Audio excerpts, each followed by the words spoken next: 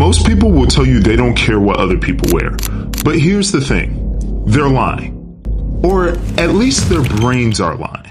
Because before we know someone's personality, education, or character, we've already made assumptions about them based on how they look. We know a hoodie can't tell us whether someone is smart. We know a designer logo can't tell us whether someone is successful. And yet those signals influence us anyway. And this raises a question. If clothes are just clothes, why does looking expensive matter so much? And when it comes to looking expensive, the biggest example I can give you is luxury fashion. Luxury fashion is one of the strangest industries in the world. At its core, we're talking about products that perform the same basic function as cheaper alternatives. A sweater keeps you warm, a handbag carries your belongings, a pair of sneakers protects your feet, and yet every year consumers spend billions of dollars on luxury brands. Brands like Louis Vuitton, Hermes, and Gucci have built some of the most valuable fashion businesses in the world. Some people believe that it's because of the quality of the clothing, but I think there's something deeper than that. To understand why luxury fashion exists, we have to understand something about people first. Humans make snap judgments, not because we're shallow, but because we're efficient.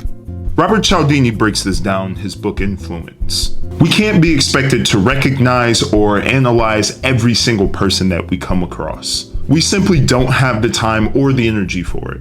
Every day we're exposed to more information than we can fully process. We live in such a complicated environment, and to deal with it, we use heuristics, which are like shortcuts for the brain. We use these shortcuts to classify things according to a few key features. Then we respond mindlessly when one of those trigger features is present. When we meet someone, we don't immediately know their intelligence. We don't know their work ethic. We don't know their values, but we can see how they're presenting themselves. And our brains use those visible signs to just fill in the blanks. Now, it's not always accurate, but it is incredibly common. Long before social media, long before fashion houses, humans used appearance to communicate information. Clothing's always been more than just protection, it's communication.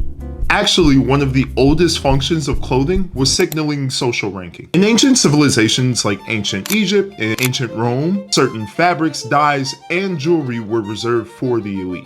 For example, purple dye was expensive because it came from thousands of sea snails. In Rome, wearing Tyrian purple signaled immense wealth and political power.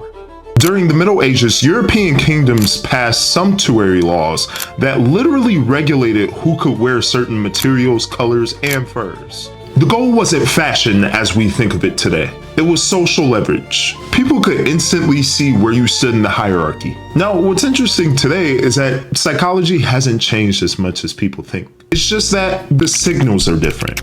Think about how much information clothing can communicate. A business suit, a sports jersey, a hospital uniform, a leather jacket. Even before someone speaks, we're already building a story about them. Fashion acts like a language, not because the clothes themselves have a meaning, but because we assign meanings to the clothes. And that's where luxury becomes interesting. Because luxury brands don't just sell products, they sell symbols. And this is where branding comes into the picture. A luxury brand's greatest asset isn't leather, it's not silk, it's not even craftsmanship, it's meaning. Take a brand like Louis Vuitton, for instance. The value isn't in the materials, it's in everything the brand has come to represent. Status, exclusivity, achievement, taste. The same applies to Hermes, Chanel, Prada, Ralph Lauren, whatever brand you can think of. People aren't just buying products, they're buying access to a story. And luxury brands spend decades carefully curating these stories. That's why two products can perform the same function, but mean totally different things. One product solves a practical problem. The other solves a social one.